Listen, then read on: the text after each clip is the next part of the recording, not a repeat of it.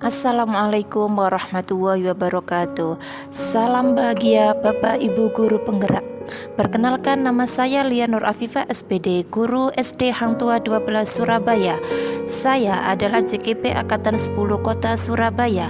Izinkan kali ini saya akan memaparkan modul 1.4.A.8 koneksi antar materi budaya positif. Saya didampingi oleh guru-guru hebat, Bapak Fasilitator Bapak Novi Kurniawan dan Ibu Pengajar Praktik Ibu Kusnintia Stuti. Saya akan memaparkan koneksi antar materi modul 1.1 tentang filosofi pemikiran Ki Hajar Dewantara tentang pendidikan, 1.2 nilai dan peran guru penggerak, 1.3 visi guru penggerak, dan 1.4 tentang budaya positif. Pada modul 1.1 filosofi Ki Hajar Dewantara tentang pendidikan sebagai berikut. Pendidikan adalah menuntun, artinya menuntun segala kekuatan kodrat anak, baik itu kodrat alam maupun kodrat zaman, agar mereka mencapai keselamatan dan kebahagiaan yang setinggi-tingginya. Yang kedua, pendidikan yang menghamba pada murid, artinya pendidikan haruslah berpihak pada murid sesuai dengan minat, bakat, dan kemampuan siswa. Yang ketiga, guru ibarat petani, artinya sekolah ibarat tanah atau lahan, sedangkan murid bagaikan benih, sehingga petani hanya akan menuntun tumbuhnya benih yang sudah ditanam.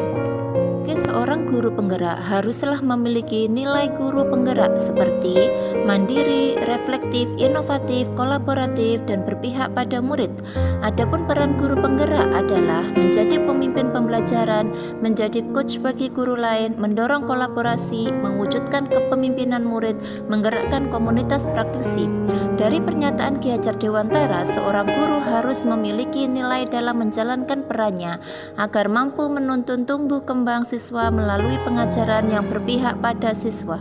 Si guru penggerak, untuk mewujudkan sebuah perubahan, seorang guru harus memiliki visi dan langkah-langkah yang tepat untuk mewujudkannya. Sebuah visi akan terwujud jika ada kolaborasi antar seluruh warga sekolah dan menggunakan langkah yang konkret dengan menerapkan pendekatan inquiry apresiatif atau yang biasa disingkat dengan IA dengan tahapan Bagja.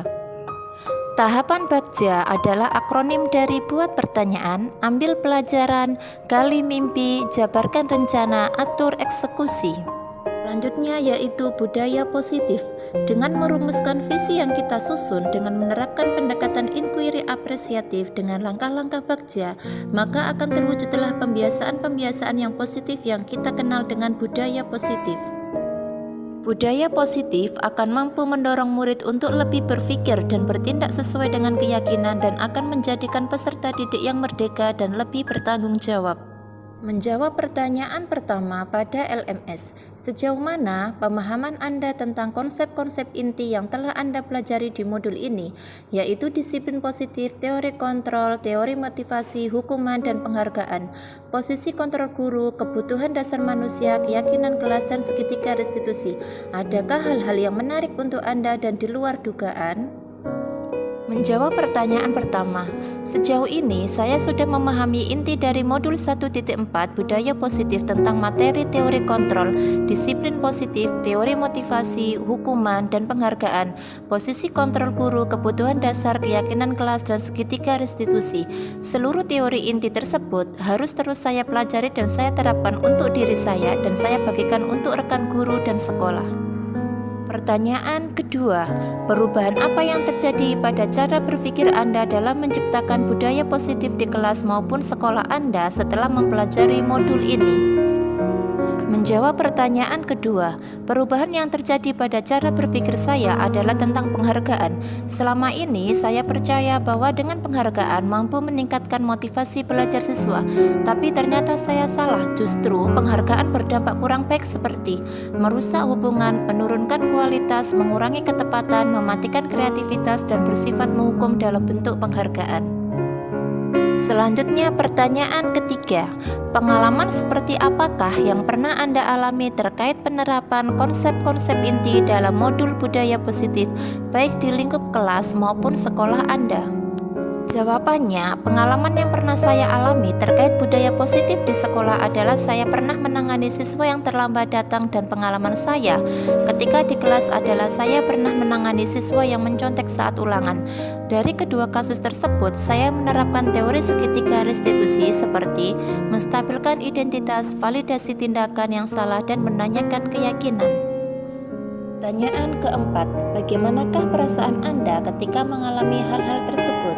Menjawab pertanyaan keempat, perasaan saya selama menangani kasus tersebut, saya sangat termotivasi untuk terus memperbaiki diri sesuai dengan nilai-nilai budaya positif dan berpihak pada murid. Selanjutnya pertanyaan kelima, menurut Anda terkait pengalaman dalam penerapan konsep-konsep tersebut, hal apa sajakah yang sudah baik? Adakah yang perlu diperbaiki? Menurut saya, hal yang sudah baik adalah sudah munculnya motivasi internal pada diri siswa untuk melaksanakan budaya positif yang sesuai dengan nilai-nilai kebajikan yang diyakini. Hal yang perlu diperbaiki adalah guru harus terus bisa memposisikan diri sebagai seorang manajer. Pertanyaan keenam, sebelum mempelajari modul ini, ketika berinteraksi dengan murid berdasarkan 5 posisi kontrol, posisi manakah yang paling sering Anda pakai dan bagaimana perasaan Anda saat itu? Namun setelah mempelajari modul ini, posisi apa yang Anda pakai dan bagaimana perasaan Anda sekarang? Apa perbedaannya? Sebelum saya mempelajari modul 1.4 tentang budaya positif, posisi kontrol yang sering saya lakukan adalah sebagai seorang teman dan pemantau. Perasaan saya saat itu, saya merasa murid kadang kurang bisa menghargai saya, dan saya merasa siswa kurang memiliki sikap tanggung jawab. Namun, setelah mempelajari modul 1.4, posisi kontrol yang saya pakai sebagai manajer, perasaan saya mampu menciptakan nilai-nilai budaya positif pada siswa, dan siswa juga memiliki sikap tanggung jawab. Selanjutnya yaitu pertanyaan ketujuh. Sebelum mempelajari modul ini, pernahkah Anda menerapkan segitiga restitusi ketika menghadapi permasalahan murid Anda? Jika iya, tahapan mana yang Anda praktekkan dan bagaimana Anda mempraktekannya? Sebelum saya mempelajari modul 1.4, saya sudah pernah menerapkan segitiga restitusi seperti menstabilkan identitas, validasi tindakan yang salah, menanyakan keyakinan. Akan tetapi, ketika tahapan tersebut belum saya terapkan dalam satu kasus. Menjawab pertanyaan yang terakhir, selain konsep-konsep yang disampaikan dalam modul ini, adakah hal-hal lain yang menurut Anda penting untuk dipelajari dalam proses menciptakan budaya positif baik di lingkungan kelas maupun sekolah?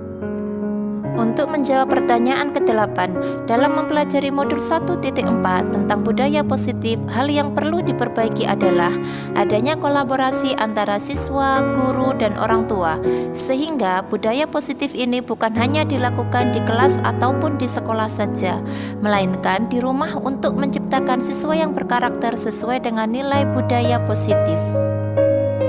Demikian pemaparan dari saya modul 1.4 budaya positif, koneksi antar materi.